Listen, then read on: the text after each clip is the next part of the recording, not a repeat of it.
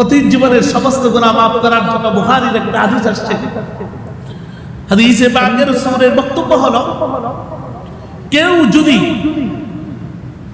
ফরজ নামাজের পরে সুবহানাল্লাহ 33 বার, আলহামদুলিল্লাহ 33 বার, আল্লাহু আকবার 33 বার, 34 বার পরে লা ইলাহা ইল্লাল্লাহ ওয়াহদাহু লা শারীকা লাহু লাহুল মুলকু ওয়া লাহুল হামদু ওয়া আলা কুল্লি শাইইন কাদির পড়ে আল্লাহর রাসূলের বক্তব্য হলো, কাযাবাদিল বাহর, সমুদ্রের ফেনা সমতুল্য গুনাহ থাকলেও আল্লাহ মাফ করে দেন।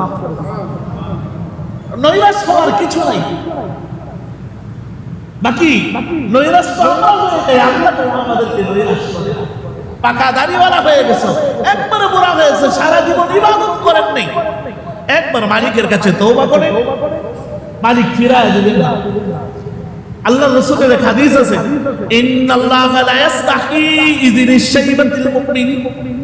আল্লাহ রাসূল বলেন, পাকা দাড়িওয়ালা মুরব্বিরা যদি হাত উঠায় আল্লাহর কাছে আর বলে, আল্লাহ 60 বছর পর্যন্ত অনেক গুনাহ করছিলাম, 70 বছর পর্যন্ত অনেক গুনাহ করেছিলাম, এবার আল্লাহ দাড়িগুলো পেকে গেছে, এবার মাফ করে দাও।